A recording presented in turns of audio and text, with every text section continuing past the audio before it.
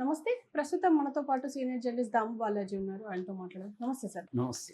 Sir, ఎల్ఓసిలో Pak already యుద్ధం start చేసింది అని అంటున్నారు. పైగా గ్రామాల పైన దాడి చేస్తుంది అని అంటున్నారు. మన ఆర్మీ ఏం అంటే ప్రతిచర్యగా ఏం చేస్తుందంటారు సార్? యాక్చువల్‌గా ఆపరేషన్ సింధూర్‌లో మన వాళ్ళు క్లియర్‌గా చెప్పిందేందంటే, మేము focused and decisive and non escalatory పద్ధతిలో దాడులు చేశాము. 9 స్థావరాల మీద. అది కూడా టెర్రరిస్ట్ స్థావరాల మీదే దాడి చేశాము.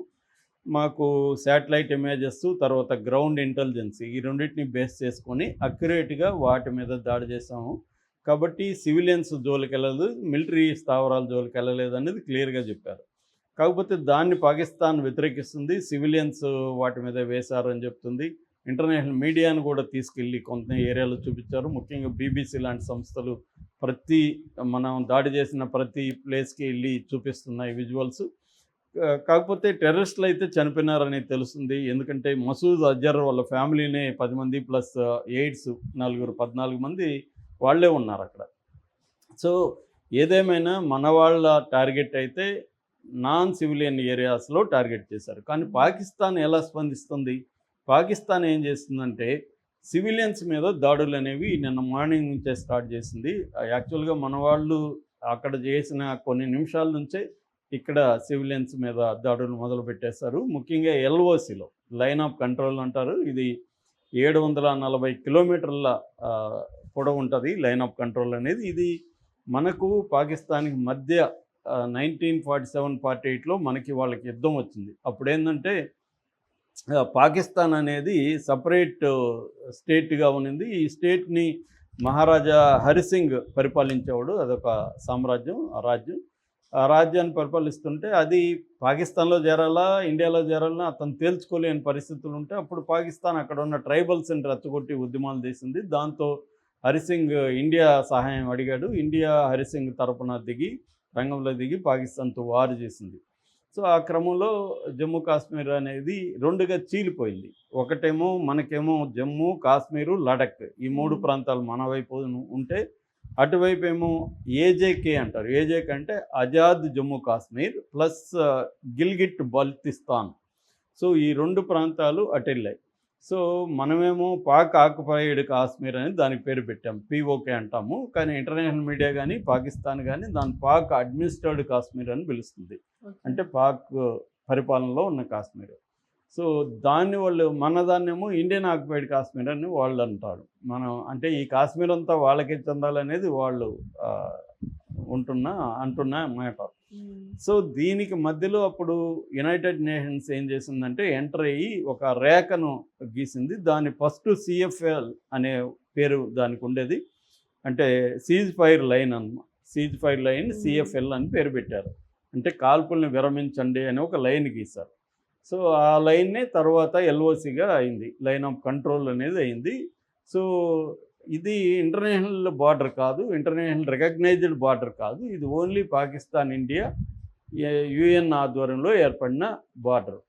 సో కాబట్టి ఇక్కడ కాల్పుల విరమణ అనేది జరగాలి. కానీ ఎప్పుడూ జరగలేదు. అది ఉల్లంఘన అనేది జరుగుతూనే ఉంది. ముఖ్యంగా పాకిస్తాన్ వైపు నుంచే ఎక్కువగా జరుగుతుంది. ముఖ్యంగా 2001లో, 2003లో, 2023 ఈ టైమ్స్లో ఎక్కువగా ఉల్లంఘన అనేది పాకిస్తానే చేస్తుంది. అయితే ఇప్పుడు మనకి పహల్గామ్ తర్వాత మన కాల్పుల ఉల్లంఘన ఒప్పందాన్ని మేము రద్దు చేస్తామని ఇండియా కూడా అనౌన్స్ చేసింది. దాంతో వాళ్ళు పెద్ద ఎత్తున గత 15 డేస్ నుంచి కూడా మన మిలిటరీ స్థావరాల మీద అటాక్ చేస్తూ వస్తున్నారు. అయితే ఆపరేషన్ సింధూర్ తర్వాత వాళ్ళు మన గ్రామాల ప్రజల మీద, అక్కడ బార్డర్లో గ్రామాలు ఉన్నాయి, ఆ గ్రామాల ప్రజల మీద అటాక్ చేయడం అనేది జరుగుతుంది. ముఖ్యంగా ఏంటంటే పూంచ్ సెక్టర్ అంటారు, పూంచ్ డిస్టిక్, అక్కడ విలేజెస్ మీద జరిగింది. నిన్ననే ఎన్డీటీవీ సలామాబాద్ అనే ఒక గ్రామంకి వెళ్ళి అక్కడ 2 ఇళ్ల మీద మోర్టార్ నుంచి షెల్స్, వాళ్ళు ఏంటంటే మోర్టార్స్, మిసైల్స్ ఈ 2 రకాలు వాడుతున్నారు. ఈ 2 కూడా డ్యామేజ్ ఎక్కువ కలుగుతుంది. ఒక షెల్ పడితే ఒక ఇల్లు కూలిపోతుంది. ఆ స్థాయిలో 2 సెల్స్ పడితే 2 ఇళ్ళు కూలిపోయినాయి. అక్కడ పిల్లలు కూడా ఒక పిల్ల బాబుకి కాలు పోయింది, లిమ్స్ అన్నీ పోయినాయి. చనిపోలేదు కానీ ఆ ఇళ్లల్లో లిమ్స్ పోయినాయి, సీరియస్ గాయాలైనాయి. వాళ్ళు ఇండ్లు అయితే కంప్లీట్ నాశనం అయిపోయినాయి. అదంతా కూడా క్లోజ్లో చూపించారు. మొత్తంగా ఓవరాల్గా 31 మంది చనిపోయారు ఇప్పటివరకు మనకు వస్తున్న లెక్కల ప్రకారం. 57 మంది గాయపడ్డారు ఈ విలేజెస్లో. ప్రధానంగా పూంచి, రాజౌరి, కుప్వార, ఉరీ సెక్టర్, బారాముల్లా డిస్టిక్లో ఉరీ సెక్టర్ ఉంటుంది. ఈ ప్రాంతాల్లో ఎక్కువగా పడుతుంది. దాంతోపాటు ఒక గురుద్వారా మీద కూడా బాంబు పడింది. గురుద్వారా శ్రీ గురుసింగ్ సభా సాహిబ్ గురుద్వారా, అది పూంచ్లో, పూంచ్ దగ్గర గురుద్వారాలో. ఇందులో 3 సిక్కు సోదరులు చనిపోయారు. బాయ్ అమృత్ సింగ్, బాయ్ అమర్జీవ్ సింగ్, బాయ్ రంజిత్ సింగ్, ఈ 3 చనిపోయారు. దీని మీద పంజాబ్ సీఎంతో సహా అనేక మంది ఖండించారు, అనేక మంది దీని మీద మాట్లాడారు కూడా. ఎందుకంటే సిక్కులు కూడా పాపులేషన్ కాశ్మీర్లో బలంగానే ఉంటుంది. దాదాపు 2,34,000 మంది పైన ఉన్నారని చెప్తున్నారు. సో సిక్కుల మీద కూడా అనేక సార్లు గతంలో కూడా పాకిస్తాన్ తీవ్రవాదులు అటాక్ చేశారు.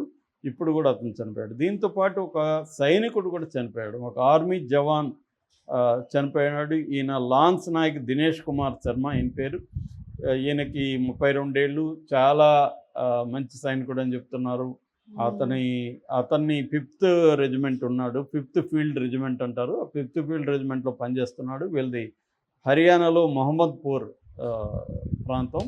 అక్కడ నుంచి వచ్చి ఇక్కడ పనిచేస్తున్నాడు.